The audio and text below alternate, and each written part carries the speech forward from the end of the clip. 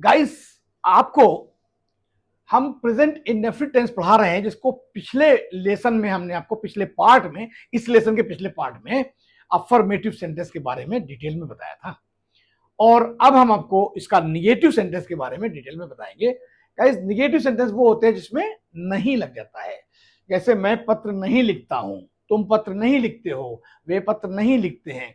तो इनमें हम लोग निगेटिव यूज करते हैं। और गाइस, आपको हमने अफर्मेटिव में बहुत अच्छे से डिटेल में बताया है। गाइज, अगर आपको वीडियो अच्छी लग रही हो और आपको कोई नई टेक्निक मिल रही हो, नई चीज मिल रही हो, तो लाइक शेयर सब्सक्राइब करने में कंजूसी मत करिए, दबा के करिए।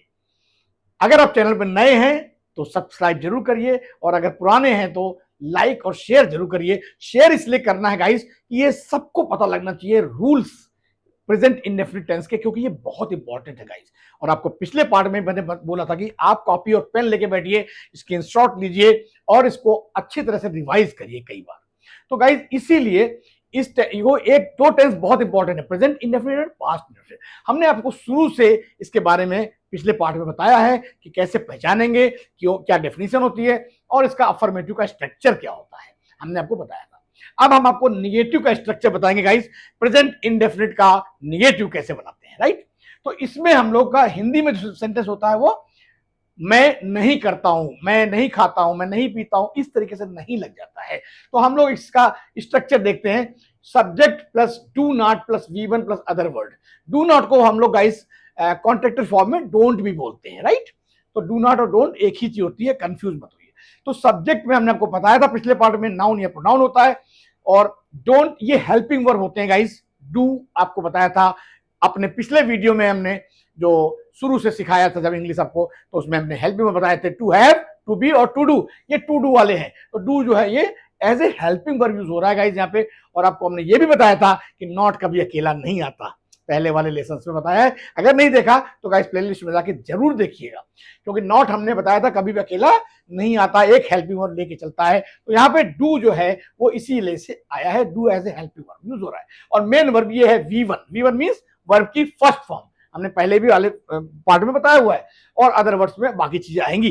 तो सब्जेक्ट में गाइस हमने आपको बताया था कि जो आई वी यू दे प्लूरल जो होते हैं, नॉर्मली वर्ब के फर्स्ट फॉर्म इनके साथ लगते हैं, कोई भी चेंज नहीं होता, क्योंकि आपको बताया था बेस फॉर्म हमेशा प्लूरल के साथ, इनके साथ यूज होते हैं, वो उनके साथ एस की जरूरत नहीं पड़ती। ये जितने भी नॉर्मल वर्ब के फॉर्म होते हैं, खाना पीना, उठना सोना जागना, रोना हंसना, सब में एस नहीं लगता, ये ऐसे ही डिक्शनरी में बेस फॉर्म होता है। और उसमें हम लोग इसीलिए हम इसको डू नॉट को पहले यूज कर रहे हैं, बाद में आपको दिखाएंगे उसको सिंगुलर कराएंगे, ये प्लूरल के लिए है। तो आई के साथ में क्या लग जाएगा, डू नॉट। इनके साथ में क्या लगता है, आई वी यू दे, और प्लूरल इनके साथ में स्ट्रक्चर में क्या लगता है, डू नॉट, राइट। सब्जेक्ट के बाद में डू नॉट लगता है, और बाकी के साथ में ही शी इट नेम और सिंगुलर साथ में डज नॉट, ये भी आपको बता दूं। तो यहां देखिए गाइस, आई के साथ I do not write a letter, मैं पत्र नहीं लिखता हूं। मैंने आपको बताया था किसी भी अंग्रेजी सेंटेंस की हिंदी बनाना हो तो वर्ब को अंडरलाइन करिए, इधर से गिनती लगाइए 1 2 3 और इधर से खत्म करिए, और आपको सारी हिंदी पता लग जाएगी। आप पिछले पार्ट में देख लीजिएगा please. I do not write letter मतलब मैं पत्र नहीं लिखता हूं, और कॉन्ट्रैक्टर फॉर्म में बोलेंगे डोंट, तो I don't write a letter. Actual में गाइस जब इंग्लिश बोली जाएगी तब कभी भी स्पोकन इंग्लिश में आप पूरा मत बोलिएगा डू नॉट ना, अच्छा नहीं माना जाता, इससे इंप्रेशन नहीं बनता। आप बोलेंगे I don't write a letter, we do not write a letter, इसको शॉर्ट में बोलेंगे we don't write a letter, you do not write letter, short में बोलेंगे you don't write a letter, they do not write letter, they don't write letter, और children do not write letter, children don't write letter. ये guys हो गया structure 1। अब आइए आपको हम स्ट्रक्चर 2 बताते हैं। स्ट्रक्चर 2 में हम लोग यूज करेंगे ही शी इट और नेम, और कोई भी सिंगुलर। तो सिंगुलर मींस एक वचन, तो आपको सब्जेक्ट में यही वाले सब यूज करने हैं, और इनके साथ में गाइस डू नॉट नहीं लगता, डज नॉट लगता है। क्या लगता है, डज नॉट। हमने आपको बताया था जो टू डू बताया था, टू डू में डू डज डिड था, वो यहां यूज होगा, डिड आएगा पास्ट टेंस में, डू और डज प्रेजेंट में आएगा। तो हम लोग प्रेजेंट इंडेफिनिट पढ़ा रहे हैं, इसलिए अभी डज आएगा, तो डू या डज, यहाँ पे डू इसमें आ गया, इसमें डज आएगा, राइट। इनके साथ में डज आता है, तो does not plus V1 plus other words. तो अब हम लोग गाइस सब्जेक्ट ले लेते हैं ही शी इट को, तो he does not write a letter, short में बोलेंगे he doesn't write a letter, right.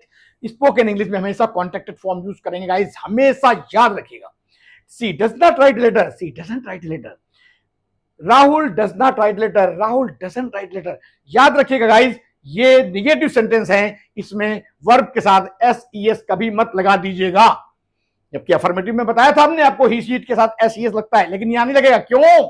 क्योंकि ऑलरेडी डज में एस ई एस लग चुका है, डी ओ ई एस है, एस ई एस लग चुका है, इसलिए दो बार नहीं लग सकता। इसीलिए एक बार चूंकि हमने डज जो हेल्प में यूज किया उसमें ई एस लगा हुआ है, आगे हम लोग V1 में नहीं लगाएंगे, राइट। निगेटिव में हम लोग एस ई एस नहीं लगाते, याद रखिएगा। तो he doesn't write letter, she doesn't write letter, Rahul doesn't write letter, the boy does not, ये बॉय क्या है? Singular. The boy does not write letter या बॉय डजंट राइट लेटर।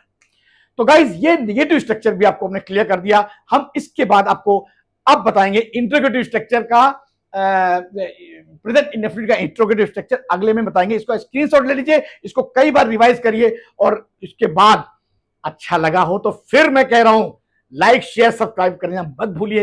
इससे इंस्पिरेशन मिलता है, मोटिवेशन मिलता है, और हम नए नए वीडियो बनाते हैं। आपने देखा होगा, अपने जितने भी वीडियो बनाए हैं कुछ ना कुछ नई बात बताई आपको, और नई नई चीज ढूंढ के लाता हूं आपके लिए। जैसे धूप लाया हूं, DHUP, पिछले वाले पार्ट में है, देख लीजिएगा। अब आप उसका स्क्रीनशॉट ले लीजिए।